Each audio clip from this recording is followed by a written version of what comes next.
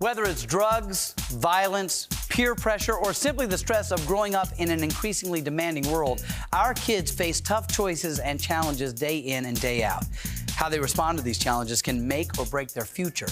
I'm Mark Wahlberg, and tonight, these young people from the Capital Region are here to change their lives and make a difference in our local schools. And it all starts right here, right now. Thanks to a cutting-edge concept every student, every parent, teacher, or anyone wanting to dramatically improve their life should know about. It's called The Game, and it's all about winning at life. So my question to you is, are you ready to play? What is the game? The game is elevation. Part of what you're looking at is if I really gave my life this all, what could I do? What could I accomplish? New levels of love, a deeper shade of joy. If life is a game, then reality is a toy, so spin it. It's an actual game that you'll be playing, but the game you'll be playing will be called your life. Welcome. Tonight we are joined by 7th, 8th, and 9th graders from 6 local school districts, all here because they want to make positive changes in their personal lives and at the same time in their schools. Now, we all know from experience, because I'm much older than you, that it's not easy being your age, is it? No. 7th, 8th, 9th grade is a tough time. There are a lot of problems facing all of these kids, all of their peers, some of you at home watching right now. Problems that can result in some very difficult and very dangerous decisions. We asked WTEN's Elisa Streeter to give us a look at some of the serious issues these and other young people in the Capital Region are dealing with, unfortunately, each and every day. It's all too familiar a sight across the nation and even in the Capital Region. They're children and they're in trouble, like this 15-year-old girl. To my fellow teachers, I'm writing you this letter to tell you that I'm not a horrible kid or a drug dealer or anything to that nature. I know I disappointed you and I am very sorry. But her struggles are not unique. Kids are angry and acting out in a variety of ways, from destroying property to turning on one another. A disagreement between a teenage boy and girl exploded into a brawl in the halls of a local high school today. The 17-year-old who was found in the high school with a loaded gun was arraigned for criminal possession. School administrators described the mood as somber in the high school today after learning one student was killed in an alcohol-related crash. Those are just the stories that make the headlines. Imagine the issues kids deal with every day. A freshman was drinking water at the water fountain, and a sophomore, who I'm not really friends with but associate with, he, I guess, went up and stabbed him in the back. And parents can be so overwhelmed and frustrated themselves, they are often swept up in the teens' world of chaos. These are just some examples of the problems, but there are rays of hope. Kids are resilient, and with the right kind of coaching, they can be turned around. We can't give up and say they're lost. We need a solution. What can we do to make change happen right here in the Capital Region? You look good, Jordan. That looks good on TV, buddy. You know, these things we see on the news sometimes are scary, and you sort of look at them and go, well, that's just an isolated incident. It's, you know, it's just a news story. That's not what it's really like in high school. But Shantae, it is pretty much what it's like sometimes, isn't it? Well, back in November, we had a boy call into our school and say that he was going to shoot anybody who walked outside. So they called the SWAT team, and they came to our school, and we were locked down for 3 hours. How'd that make you feel? I was scared and afraid that I wouldn't see another day. Yeah, that's something you shouldn't have to face when you're in 8th or 9th grade. But that's a little dramatic. It's not always as dramatic as that, but there are other problems, aren't there? Like, little fights happen because somebody said something about somebody. And you can't back down because everybody's around you and there's pressure, right? Exactly. All right, well, identifying the problem is only half the battle. The good news is for every story like that you see on the news, there's 20 kids like this who are willing to make a difference. And I applaud you all. Give yourselves a round of applause for showing up and doing this. You know, it calls for a solution, but it's going to take progressive solutions to really make a difference here. WTEN wants to be a part of the solution, and that's why recently the station assembled superintendents, principals, and teachers from schools around the area with one goal in mind: to find answers to the problems threatening our children. The solution they discovered is revolutionary. It's called The Game. A proven formula for success, The Game is a program that has produced amazing results among America's top business executives, spiritual leaders, and high-ranking government officials. And now The Game is going to school. The man responsible for The Game, Serrano Kelly, and his story is just as amazing as the game itself. Serrano was born and raised in one of the toughest neighborhoods in the United States, Brownsville, New York. He entered Vassar College at age 16. He went on to become a very successful stockbroker, earning nearly $500,000 by the age of 24. He has since become a top coach for the best and brightest in business and government. Recently, Serrano kicked off the game at Rensselaer High School. And as we're about to see, it was a winning experience for everyone involved. 7th, 8th, and 9th graders from all around the capital region gathered at Rensselaer High School. They knew they were there to hear a speech. What they didn't know was their life was about to change forever. I'm talking to you. And I am asking you, when you look in the mirror, do you really feel proud about you? Serrano Kelly, well-known author and creator of The Game, challenged and inspired these kids in ways no one ever had. Game, part of what you're looking at is if I really gave my life its all, what could I do? What could I accomplish? This wasn't just a speech, it was an experience. And what is my purpose? Why do I go to the inner cities of Baltimore, Pittsburgh, Dallas? Why am I going to Israel? Why am I looking to organize games between Israeli kids and Palestinian kids? Why? Because my purpose is to give every human being full access to their full potential, whether you're interested or not. At least with me, you get a choice. And you will have to choose. But it won't be because you don't know. It will not be because you don't know. Over the next 45 days, I give you a real challenge. I give you 45 days in which to answer the question, why am I here? No, not because my parents sent me to school. Why am I here? What is my life about? Now, let's meet the man behind that powerful message you just saw delivered. Ladies and gentlemen, please welcome Serrano Kelly. Serrano! Oh, now you're smiling. When I saw you on the tape, you're yelling at these kids in their high school. What's up with that? Oh, that's it.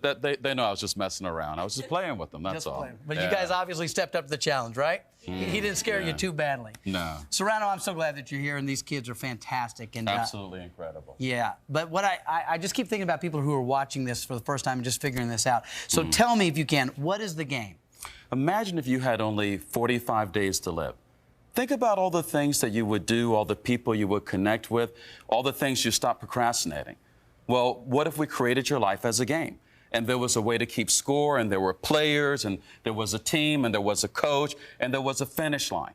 Like in 45 days, you know whether or not you won that game. You're basically just saying step it up like it matters. Take your entire game of life to a whole nother level that usually without some sort of deadline, people tend not to do. We'll do it tomorrow. There's always tomorrow. Now, I know that in the corporate world, you've had major success, but that makes sense to me because if it's about money and adults, they're motivated to get there. Sure. Has the game worked with students before? Well, let me just give you an example. You know, even adults walk around complaining and whining with excuses. Sure. I had this kid walk up to me and hand me a medal and say, you know, Mr. Kelly, I won this medal because I led my school to the lacrosse championship. Where was this? This was in the inner city of Baltimore, you know, a very heroin-infected area of that particular city. Got it. I didn't even think they had lacrosse in the inner city. I didn't know. So I was like, wow, that's really great. And then he walked off. A teacher walks up to me and says, you know, what's remarkable is that midway through the game, he and his mom got kicked out of their house. They're homeless.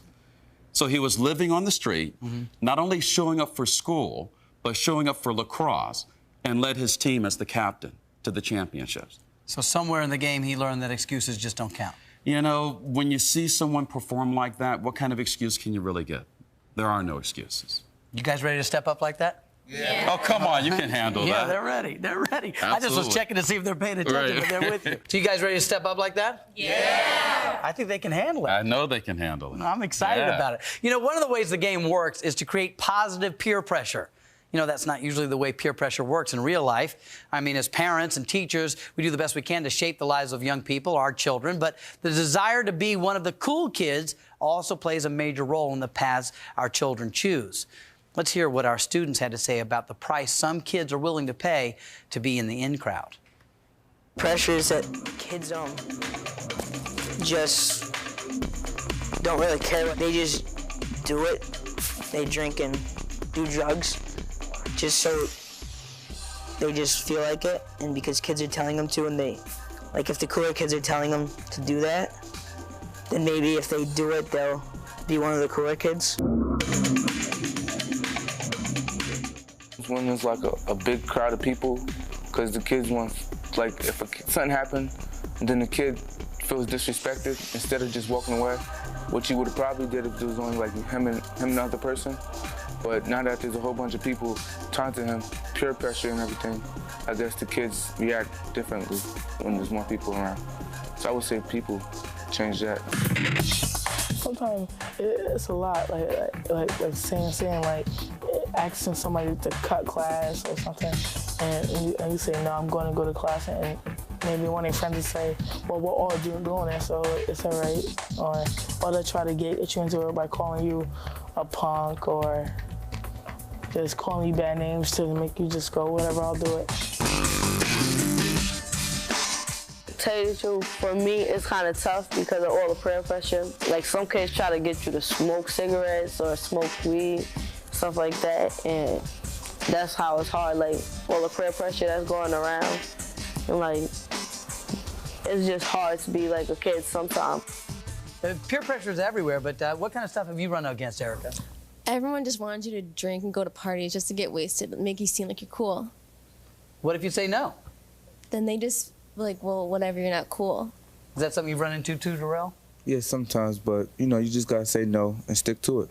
Which is not easy to do. Nah, not all the time, but you know. So peer pressure is everywhere, but in the game, Serrano, you say that peer pressure can be a positive thing. How do you make peer pressure positive? Well, in this one school, there are these girls who came up to me, and I knew they were some of the tough ones in the crowd. And they had already been playing the game for the 45 days, and they said to me, you know, we formed a new girl gang. I'm thinking, this does not look good on my resume. Suddenly, this game is going horribly awry. This is not looking good at all. Yeah. And they go, well, the gang is called Girl-orama, and what we do is we go around the school and introduce kids to each other so there's more of a sense of family. So, Serrano, how does the game make peer pressure a positive thing? Well, when you play the game, you have a weekly coaching call, and you have a daily partner call. And you're accountable to your partner, and if your partner doesn't win, you can't win. You lose if your partner loses. And like, take an example. Like, let's say that Jordan and I say that we're going to get up early and go running. Well, if he told himself that, he might not show up. If he tells me that, and I'm going to show up, is there a better chance that you'll show up? Yeah. And, you know, we might put into it like a fun consequence. Like, you know, if for every minute that you're late, you have to do a wall sit. You know, where you like lean up against the wall like you're sitting. Yeah. You like those, don't you? No, I didn't think you did. No one likes those. That would be a consequence. It'd be a great consequence for us. All right, very good. Justina, who's your partner? Samantha. Samantha. So you guys are going to create some positive peer pressure? Yeah. Right on. Very good. Who else has a negative peer pressure story? You do? All right, Eric, what you got? My brother's left me a reputation at the school for fighting, so whenever there's a fight that comes along, there's no chance I can back down from it. The peer pressure is, if I don't, I'm going to lose my brother's reputation and take mine with it. Just holding up your rep. I mean, if every kid in America heard you say that, because holding up your rep is everything. But we're going to learn that that's not everything. So, you know, there's two things that often arise as a result of peer pressure, and they're fighting and anger, just like Eric was saying. And that doesn't just happen at school. Just listen to what some of the students we talked to had to say about coping with conflict at school and at home. Some people, and they, like, when they get really mad, they, like, try to start a fight or start drama or things like that. Girls are more like of a jealous type. Like something that could happen in like first grade will hold a grudge against you through all of high school. We like never let go of stuff, really.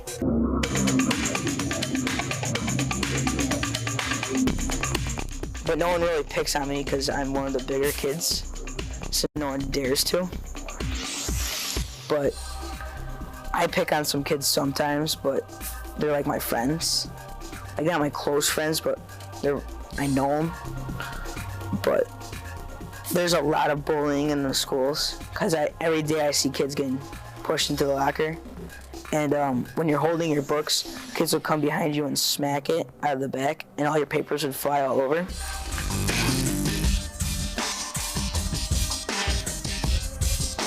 like they don't get along with some of the white kids and all this and that. And like that's why some people fight them over, like some of the games, they'll just, oh yeah, I did this, such and such, and then the person does it just because like the person is a different color. I'm worrying about getting into fights. And that's the hardest part, I think. I pick on kids just because I just do. Sometimes I do. Sometimes I just don't feel like it. But I kind of pick on kids just to get them going sometimes.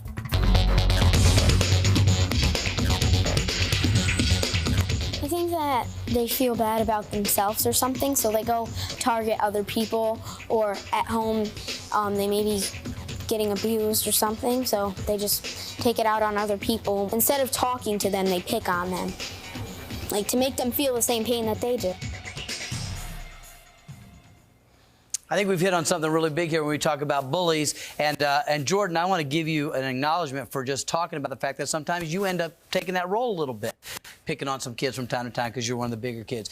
But bullying is age old. I lived in fear of bullies when I was in high school. What do we do about bullying in the game? Well, there are so many things we learn in the game about ourselves that it changes the way we relate to other people. So one of the things that we point out is that everyone has what we call a sore spot, meaning that however people act on the outside, they actually feel the opposite on the inside. So, you know, when someone goes around acting very superior, the only person who would feel the need to do that is someone who felt inferior. The only person who feels the need to be tough is someone who's really, you know, scared or weak, or someone who feels, you know, beat up in life. So in the game, these kids are going to find what their sore spot is and why it makes them behave a certain way? They're going to see exactly what it is that causes them to behave the way that they do, but that's going to give them the ability to see what other people are really relating out of.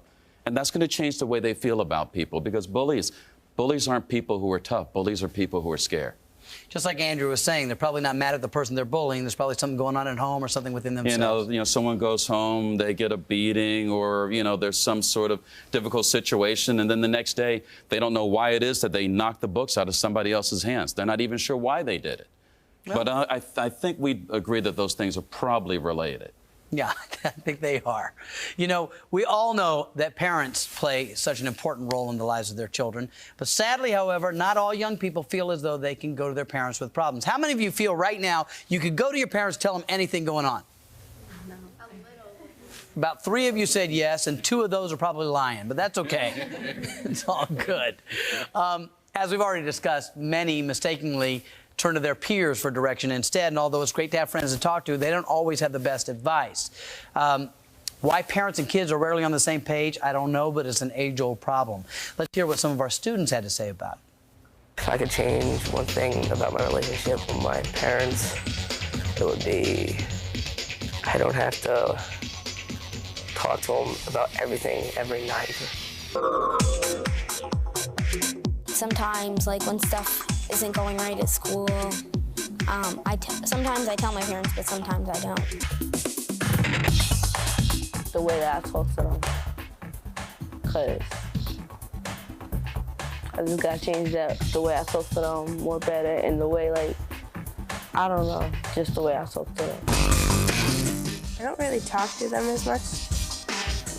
We kind of fight, but it's not like a big fight, it's just a little argument, maybe. So, Serrano, what is the role of parents in the game? Is there a role for them? Absolutely. If this is the team, then the parents would be like our fans. They're the people who are there to cheer us on. And as a parent, it's easy to notice what your kids aren't doing well. It's much harder to notice the progress that they're making. So they're just supporting every accomplishment the kids make on their own. Absolutely. You know, it's great to focus on the positive. It's so easy as a parent to only see the negative. And I always think of my father going, what have you got to be stressed about as a kid? I mean, parents all the time going, all you got to do is get up, you go to school, you do your work, you're done. What's there to be stressed about? When you're an adult, you have stress. But what I've learned talking to these guys, and quite frankly, my own son at home, is that, you know, you've got school, you got practice, you've got social issues. It's stressful being a kid. To be honest with you, being a kid today is no child's play. The hardest part is keeping up with my sports and schoolwork at the same time, and managing all my time so that I can do everything, keep my grades up. We have a lot of work. Like, we could have 5 projects at a time that we have to do. So I think there's a lot of pressure on the work. Yeah, people do say I got an attitude problem, because I really do. Probably won't understand the pressure and how hard it actually is dealing with all the drama all day and how hard some of the classes are, what we actually do in these classes. You ever get stressed as a student, Erica? Yeah. What stresses you out? Sometimes when I try doing homework and something that I can do for fun is It tempts you. It tempts me to do it, and I don't do my homework, and it keeps piling on, and I just get so stressed out, like I'm not going to be able to get it all done. It's all in your head. You know you got these projects due, and Yep. it just gets worse and worse and worse. Yep. I'm stressed out just talking to you about it. Can you tell? Yeah. Serrano, you got any stressed out stories over there? Well, what about for you? Yeah, I get stressed out like when I have to keep on improving in my schoolwork and everything, and my homework, and I have to keep on improving and everything, my basketball skills and football, whatever sports I play. It just takes a lot of energy to keep up with all that kind of stuff. And that feels like pressure to you? Yeah. You know, Serrano, when you're a kid, 7th, 8th, 9th grade, and it doesn't get easier as you go on, the expectations for you to perform are amazing. The curriculum is crazy. How does the game deal with stress? How do you manage that? Well, there's an exercise that we practice that we call getting focused, and it's designed specifically to deal with stress because stress lowers performance, whether it's academics or whether it's sports. In fact, let's take a moment and practice that now. Let me have you all just practice with me. Begin by having your feet on the floor, and of course the viewers watching us can practice as well. They won't be able to see us because their eyes should be closed. So sit up straight and have your eyes closed. Now take a deep breath in, release and feel yourself letting it go. Now take a moment just to feel your feet against the floor. Feel your body against the chair. Even see if you can feel the clothes against your skin. Now turn your attention to listening. Listen for the finest sounds, listen for the loudest sounds. But see if you can listen so deeply that you can hear the quiet underneath the sounds. Notice that as you listen for the quiet out there, it becomes more quiet in here. Good. Very good. You know, it's no different than if you were playing basketball and you went up to the free throw line. You wouldn't just toss the ball. You'd take a moment to center yourself. Maybe that's what I'm missing in my basketball Could game be. right there. I know. Serrano. His skills, you said his skills need some work. You told me I'm going to be in the middle of the game, and I'm going to go, and I'll probably make some more shots. Yeah. You know, as we've seen throughout tonight's broadcast, the game is extremely goal-oriented. Often, the disconnect between kids and adults has many grown-ups thinking most young people aimlessly wander through life without any direction at all. I got to be honest with you guys. I feel that way. I see kids at the mall or, you know, at the movies or something. Their pants are sagging, their hats over sideways. They got their iPod in their ears. They don't even acknowledge you when you walk by. I'm thinking they don't have any goals. They don't have anything they want, right? But as we found out in our student interviews, nothing could be further from the truth. My goal is to improve myself in Spanish and working on my leg strength for basketball. My goal for doing this is I want to raise my entire average up to a 90. So I'm going to try and work hard. My goal for home in the next early days is to take care of my responsibilities without getting angry or upset or with the attitude. My social studies grade. Because I've been failing that grade all year. But it was close, but if I don't pass this grade by the end of the year, I don't have my party. All right, me and my sister, I would change the way we act toward one another.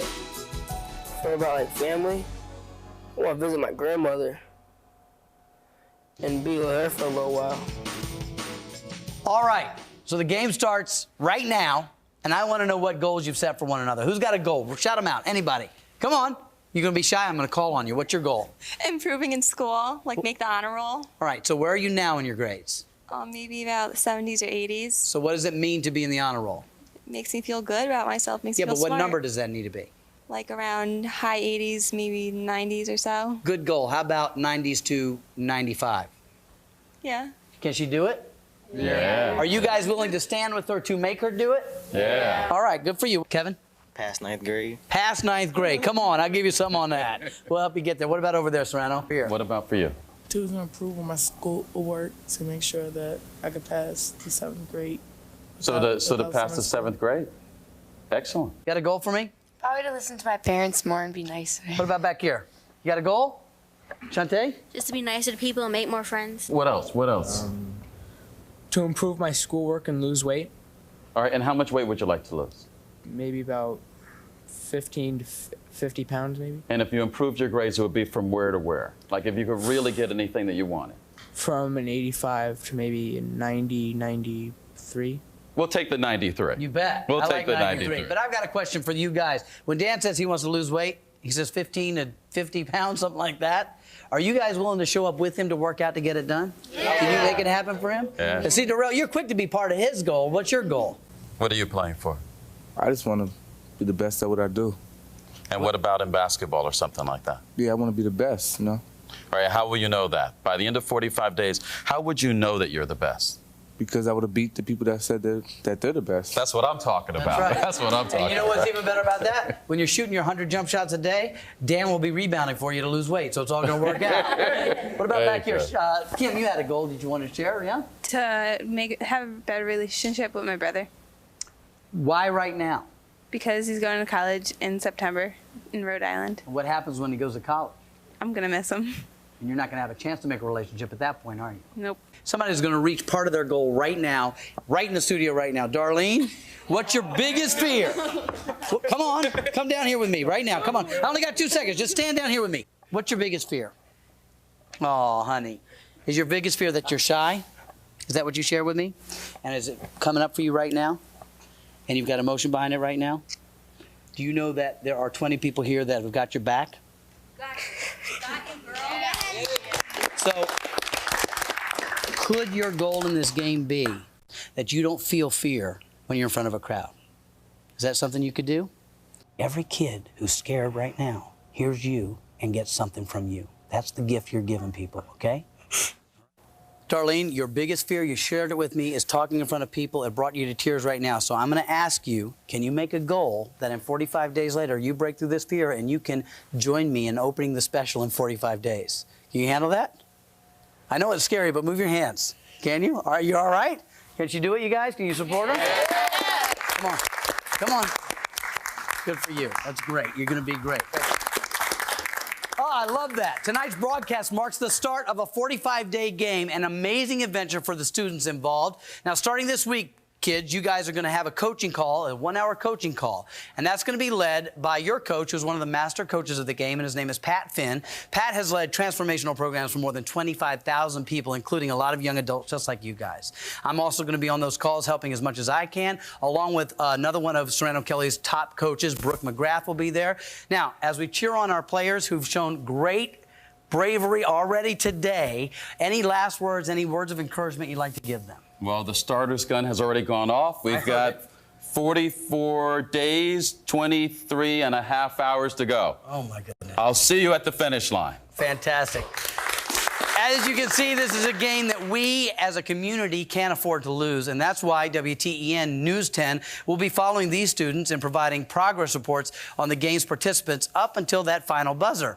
And of course, on the other side of the game, WTEN will air a wrap-up special to tally up the final score, where my co-host Darlene and I will tell you how well they've done. Now, as we wish our players good luck, and I do wish you all good luck as we head on into this, thank you for joining us, folks, and remember, playing the game, it means winning at life. Well said, Serrano. Thank you, folks. Bye-bye. What is the game? The game is elevation, goals, affinity, the mind is education. Can you take yourself to a higher vibration? Can you take yourself higher? New levels of love, a deeper shade of joy if life is a game.